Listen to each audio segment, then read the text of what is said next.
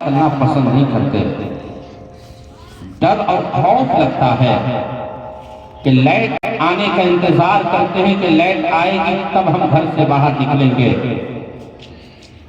اور یہ ترقی یافتہ دور ہے کہ لائٹ کٹنے کے بعد ایمرجنسی طور پر ہم گھر میں انورٹر لگاتے ہیں کہ اگر 1 سے 2 گھنٹے لائٹ کٹ گئی تو ہم انورٹر کے ذریعے اپنے گھر کو روشن کر سکیں, اپنے گھر کو اجالا کر سکیں. مگر یارو جب تم مرو گے نا تو تمہارے قبر میں نہ کوئی انورٹر کا انتظام ہوگا, نہ کوئی لائٹ کا انتظام ہوگا, نہ کوئی ایمرجنسی سیوا ہوگا. بس وہاں تیرے فقط اعمال کام آئیں گے, فقط اعمال کام آئیں گے. آپ کا جیسا اعمال ہوگا, آپ کا جیسا کرتوت ہوگا, اسی کرتوت کے بنا پر آپ اپنے قبر میں آرام فرمائیں گے. اگر دنیا میں آپ اچھا کر کے جا رہے ہیں, دنیا میں آپ نماز پڑھ کے جا رہے ہیں, دنیا میں آپ روزہ رکھ کر کے جا رہے ہیں, دنیا میں آپ تلاوت کر کے جا رہے ہیں, دنیا میں آپ وظیفہ پڑھ کے جا رہے ہیں, دنیا میں آپ آرام سے ڈرتے جا رہے ہیں, دنیا میں آپ احکام مصطفیٰ پر عمل کر کے جا رہے ہیں, تو انشاءاللہ العزیز میرا ایمان اور جزدان کہتا ہے کہ اس مومن کے قبر میں اندھیرا نہیں ہوگا بلکہ اجالا ہی اجالا ہوگا. اندھیرا تو اس کے قبر میں ہوگا جس کو نماز سے تعلق نہیں ہے, جس کو روزہ سے تعلق نہیں ہے, جس کو حج و زکات سے تعلق نہیں ہے, جس کو نیک کاموں سے تعلق نہیں ہے. اس کے قبر کو اتنا اندھیرا کر دیا جائے گا کہ وہ دم دم گھٹ مرے گا. اس لیے میرے یارو آپ قبر کی تیاری دنیا میں کر لیجئے. اگر آپ چاہتے ہیں کہ آپ کے قبر کو روشن کر دیا جائے, آپ کے قبر کو منور کر دیا جائے, آپ کے قبر کو روشن کا انتظام کر دیا جائے, تو میں آپ کو ایک وظیفہ بتاتا ہوں. وہ وظیفہ ہی نہیں, وہ پڑھنا عبادت بھی ہے, وہ پڑھنا عبادت بھی ہے. آپ مسجد کے امام سے سنتے ہیں کہ درود پڑھیے. ابھی خطیب صاحب آئے, وہ بھی آپ سے کہا کہ درود پڑھیے. مقصود بھائی آپ سے بھی کہے ہو کہ درود پڑھیے, مگر درود پڑھنے سے ہمیں ملتا کیا ہے, درود پڑھنے کا بینیفٹ کیا ہے؟ تو آئیے ہم سے سن لیجئے. بخاری شریف کے حدیث مبارکہ ہے, اللہ کے رسول صلی اللہ علیہ وسلم ارشاد فرماتے ہیں, من صلی صلاۃ واحدۃ صلی اللہ علیہ عشر صلوات وحطت عنہ عشر خطیئات ورفعت له عشر درجات. بولیے مچل کے سبحان اللہ. اس حدیث پاک کا ترجمہ سنا دیتا ہوں. مجھ پر درود پاک پڑھتا ہے, اللہ تبارک و تعالی اس پر 10 رحمتیں نازل فرماتا ہے. کتنا؟ ایک بار پڑھیں گے تو اللہ کی رحمتیں 10 مرتبہ نازل ہوگی. اور آگے سنیے, اس کے 10 گناہوں کو مٹا دیا جاتا ہے. 10 گناہ کو مٹا دیا جاتا ہے. یعنی ہم کوئی گناہ کر جاتے ہیں تو وہ گناہ ہمارے نامہ اعمال میں لکھ دیا جاتا ہے. تو درود پڑھنے کی برکت سے اس گناہوں میں سے 10 گناہ کو ختم کر دیا جاتا ہے, مٹا دیا جاتا ہے. اور آگے سنیے, درود پڑھنے والے بندے کو اس کے 10 درجات کو بلند فرما دیا جاتا ہے. تو ایک مرتبہ درود پڑھنے کا اتنا بینیفٹ, 10 رحمتیں نازل ہوگی, 10 گناہیں مٹائی جائے گی اور 10 درجات بلند کیے جائیں گے. تو اب ایک مرتبہ یہ پڑھنے کا عالم یہ ہے, تو اگر ہم ایک دن میں 10 مرتبہ پڑھیں تو اس کا عالم کتنا ہوگا. اور یہ تو دنیا میں بینیفٹ. مرنے کے بعد زندہ ہیں تو زندہ میں یہ ہمارے لیے یہ سب مل رہا ہے. جب ہم درود پڑھ کے مریں گے تو قبر میں ہمارے ساتھ کیا ہوگا کہ درود پڑھنے والوں کے قبر کو روشن کر دیا جائے گا, اسے اندھیرا محسوس نہیں ہوگا. تو آپ درود پاک پڑھیے. درود شریف یاد ہے, اتنا بھی پڑھ سکتے ہیں, صلی اللہ علی محمد صلی اللہ علیہ وسلم, صلی اللہ علی محمد صلی اللہ علیہ وسلم. یہ درود شریف ہے, پڑھ سکتے ہیں آپ. اب آئیے ذہن کو قریب کیجئے. یہ محفل پیدائش کے موقع سے سجائی گئی ہے. اللہ کا ارشاد ہے, وَأَمَّا بِنِعْمَتِ رَبِّكَ فَحَدِّثْ, اپنے رب کی نعمت کا خوب خوب چرچا کرو. اولاد نعمتوں میں سے بڑی نعمت کا نام ہے. اللہ جس سے خوش ہوتا ہے اللہ ان کو اولاد سے نوازتا ہے. آج ہمارے درمیان میں بہت ایسے لوگ ہیں جو اولاد سے محروم ہیں, ان کے گھر میں اولاد نہیں ہے. اولاد پانے کے لیے در بدر بھٹک رہے ہیں، کبھی ڈاکٹر کا چکر لگا رہے ہیں، کبھی بابا کا چکر لگا رہے ہیں، کبھی مزاروں پہ جا رہے ہیں، کبھی منتیں مانگ رہے ہیں۔ وہ بھی چاہتے ہیں کہ یا رب العالمین مجھے بھی چاہے کالا کیوں نہ ہو، اندھا کیوں نہ ہو، للہا کیوں نہ ہو، لنگڑا کیوں نہ ہو، مگر ایک اولاد سے نواز دے تاکہ میں اس اولاد کو دیکھ کر کے اپنے دل کو سکون حاصل کر لوں اور میں مطمئن ہو جاؤں۔ وہ لوگوں جب اللہ تبارک و تعالی آپ کو اولاد جیسی نعمت عطا کرے تو اس اولاد کے ساتھ آپ کو کیا کرنا ہے؟ صرف پیدا کر کے دنیا میں چھوڑنا نہیں ہے، بلکہ پیدا ہونے کے 7ویں دن اس کا عقیقہ کرنا ہے۔ کیا کرنا ہے؟ عقیقہ کرنا ہے۔ اور جس بچے کا عقیقہ نہیں ہوتا ہے وہ بچہ گروی میں ہوتا ہے۔ اسی لیے حضور صلی اللہ علیہ وسلم نے فرمایا کہ بچے کو عقیقہ جتنا جلدی ہو سکے کر دو، اس لیے کہ تمہارے بچے مصیبت سے محفوظ ہو جائیں گے۔ آنے والی جو مصیبتیں ہوں گی، آنے والی جو بیماریاں ہوگی، وہ بیماریوں سے مصیبتوں سے محفوظ ہو جائے گا۔ مگر آج ہمارے سماج میں یہ رواج نہیں ہے۔ بچے کی 7ویں دن ہم چھٹی کرتے ہیں، اڑوس پڑوس کو اور رشتہ داروں کو کھانا کھلاتے ہیں، مگر عقیقہ نہیں کرتے ہیں۔ عقیقہ کب کرتے ہیں؟ جب شادی ہوتی ہے تب۔ جب بیٹا بڑا ہو جاتا ہے تو سوچتے ہیں کہ اسی میں جانور خریدیں گے اور عقیقہ کر دیں گے۔ مگر جو فضیلت 7ویں دن کا ہے، فضیلت جو 7ویں دن کا ہے، وہ چیز اور دنوں میں نہیں ملے گی۔ اسی لیے حضور صلی اللہ علیہ وسلم نے جو 7ویں دن کو چنا اور اس کا حکم دیا، اس پر ہم اور آپ کو عمل کرنی چاہیے، اس پر ہم اور آپ کو عمل کرنی چاہیے۔ سب کو پتا ہے کہ لڑکا ہو تو اس کے طرف سے 2 جانور، یعنی 2 بکرا۔ اب چاہے بکری ہو یا بکرا ہو معنی نہیں رکھتا ہے، مگر لڑکا کے نام سے 2 بکری ذبح کر دے تبھی عقیقہ ہو جائے گا، چاہے 2 بکرا ذبح کر دے تبھی عقیقہ ہو جائے گا، چاہے 1 بکری کر دے یا 1 بکرا کر دے تبھی بھی عقیقہ ہو جائے گا۔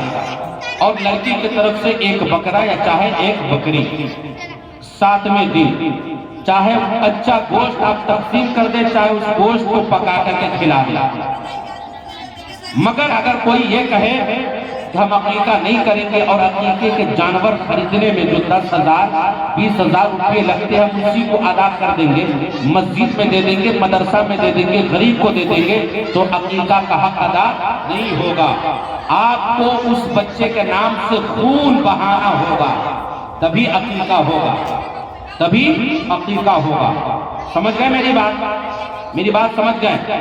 پھر اس بچے کا نام اچھا نام منتخب کرے، اچھا نام چنے۔ چاہے آپ کے گاؤں میں مولانا ہو، مدرسے میں ہو یا مسجد میں ہو، ان کے پاس جائیں اور کہیں کہ میرے گھر میں جو بچے آئے ہیں ان کا ایک اچھا نام رکھ لیں، تو انشاءاللہ العزیز مولانا صاحب اچھا نام ہی رکھیں گے۔ صحابہ کے نام پر ہو، بزرگان دین کے نام پر ہو، انبیاء کے نام پر ہو۔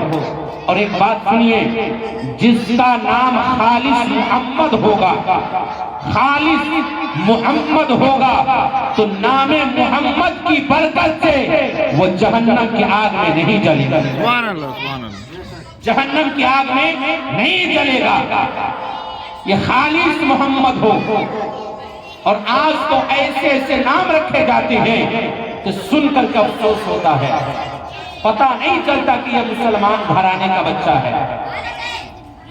گڈو، لڈو، منٹو، سونو، کیا کیا نام رکھ لیتے ہیں، ہیرو کے نام پر، ایکٹر کے نام پر۔ سیریل میں جو ہم دیکھتے ہیں اداکاروں کو، ان اداکاروں کے نام پر بیٹوں اور بیٹیوں کا نام رکھتے ہیں۔ او لوگوں، اگر نام ہی رکھنا ہے تو نام محمد رکھو، تاکہ نام محمد کی برکت دنیا میں بھی ملے گی، اور جب وہ بچہ دنیا سے جائے گا تو نام محمد کی برکت سے جنت میں چلا جائے گا۔ سبحان اللہ۔ بیٹی کا نام رکھے تو زینب رکھے، بیٹی کا نام رکھے تو فاطمہ رکھے، بیٹی کا نام رکھے تو رابعہ حسریہ رکھے، بیٹی کا نام رکھے تو کلثوم رکھے۔ یہ وہ نام ہے کہ رسول کی شہزادیوں کا نام ہے اور رسول کی پاکیزہ بیویوں کا نام ہے۔ اگر آپ نے اپنی بیٹی کا نام نبی کے ازواج کے نام پر رکھا تو انشاءاللہ العزیز نام کی برکت بھی ملتی ہے، اور نام کی برکت کی وجہ سے، اس برکت کی وجہ سے اس کا اثر بھی دیکھنے کو ملتا ہے۔ اللہ یا جشن عید میلاد النبی زندہ ہو، نام کا مطلب ہو، مفہوم ہو، اچھا نام ہو، بہتر نام ہو، تاکہ جب ہمیں میدان محشر میں ہمارا نام لے کر پکارا جائے تو ہمیں شرمندہ نہ ہونا پڑے، شرمندہ نہ ہونا پڑے۔ تو اب جس کا نام غلط رکھا گیا ہے وہ اپنے نام کو ابھی بھی درست کر سکتے ہیں۔ اب یہ کہیں گے مولانا صاحب آدھار کارڈ پہ تو نام چڑھ چکا ہے منٹو، سب آدھار کارڈ سے کیسے مٹائیں گے؟ پین کارڈ پہ تو رکھا گیا ہے، ووٹر آئی ڈی کارڈ پہ بھی رکھا گیا ہے، تمام کاغذات پہ بھی رکھا گیا ہے۔ وہ لوگوں یہ تمام کاغذات، تمام آئی ڈی، یہ پروف، یہ سب دنیا میں رہیں گے۔ یہ آئی ڈی وغیرہ ہم قبر میں لے کر نہیں جائیں گے۔ قبر میں آدھار کارڈ نہیں دیکھا جائے گا، پین کارڈ نہیں دیکھا جائے گا، دیکھا جائے گا نہیں دیکھا جائے گا۔ یہ تو دنیا چند دن کی دنیا ہے، اور ہمیشہ کی دنیا کہاں ہے؟ آخرت کی۔ ہمیشہ ہمیشہ وہاں رہنا ہے، ہمیشہ ہمیشہ ہمیں وہاں رہنا ہے، تو ہم وہاں کے لیے بہتر نام رکھ لیں۔ اب آئیے بچے کا نام رکھا جائے اور اس کا عقیقہ کیا جائے۔ اب بچہ 4 سال 4 مہینے 4 دن کے ہو جائیں تو آپ اپنے بچے کو بہتر عمدہ کپڑا پہنا کر، شیرنی لے کر اور بغدادی قاعدہ لے کر گھر کے تمام افراد مل کر مسجد کے امام صاحب کے پاس جائیں اور کہیں میرے بچے کو آپ بسم اللہ خوانی کروا دیجیے۔ کیا؟ بسم اللہ خوانی کروا دیجیے۔ مگر یہ کرتے ہم لوگ نہیں کرتے ہیں، نہیں کرتے ہیں۔ بچہ 4 سال 4 مہینے یعنی بولنے پر آ جاتا ہے تو ہم اس کو بغدادی قاعدہ جانتے ہیں آپ لوگ؟ نام سنے کبھی؟ نام سنے؟ جو الف با تا تھا، جو 4 پیج کی کتاب ہے نا، اسی کا نام ہے بغدادی قاعدہ۔ ہم صرف بچوں کے ہاتھ میں دے دیتے ہیں اور کہتے ہیں جا۔ بچے کو نہ ہم اچھا کپڑا پہناتے ہیں، اور بچے کے منہ جو چہرہ میں جو نالی ہے وہ نالی سے بہتا ہوا رہتا ہے کہ نہیں؟ بچے کا چہرہ گندا، جسم گندا، کپڑا گندا، اور ایسے ہی بھیج دیتے مدرسہ۔ پہلے مدرسہ سے فارغ ہو کر کے آؤ، اور جب وہ بچہ اسکول جائے گا تو ماں پہلے اسے نہلائے گی، ماں اسے اچھا کپڑا پہنائے گی، ماں اس کے سر میں بال، اس کے سر میں تیل لگائے گی، کنگھی کرے گی اور کاجل لگائے گی، پاؤڈر لگائے گی، اور جوتا موجہ پہنا کر خوبصورت انداز میں اس بچے کو اسکول کی طرف بھیجے گی۔ اور مدرسہ جانے کی بات آئے گی تو چاہے تمہارا جسم ناپاک ہو، کپڑا ناپاک ہو، چہرہ ناپاک ہو، جو کچھ بھی ہو تم چلے جاؤ۔ تو اس سے کیا پتا چلتا ہے کہ مدرسہ کی اہمیت ہمارے نظروں میں نہیں ہے، جو بھی ہے وہ اسکول کی اہمیت ہے۔ سن لیا جائے، کان کھول کر کے سن لیا جائے۔ جتنے لوگ سن رہے ہیں میری بات کو سنیں۔ میں اسکول کا مخالف نہیں ہوں، اسکول کی تعلیم کا مخالف نہیں ہوں، پہلے اپنے بچوں کو دین کی تعلیم دو، دین کی تعلیم دو۔ اللہ کے رسول نے فرمایا ادبوا اولادکم علی 3 خصال، حب نبیکم وحب اہل بیتہ وقراءۃ القرآن۔ آقا نے کیا فرمایا؟ اپنے بچوں کو 3 چیز سکھاؤ پہلے۔ کیا چیز؟ 3 چیز سکھاؤ پہلے۔ اول نمبر پہ حضور کی محبت سکھاؤ، حضور کی محبت سکھاؤ، حضور کا نام سکھاؤ۔ جب بچہ بولنے پر آئے تو کہو محمد، یا محمد، یا محمد۔ جب یا محمد بولے تو اس کے آگے کہو رسول اللہ۔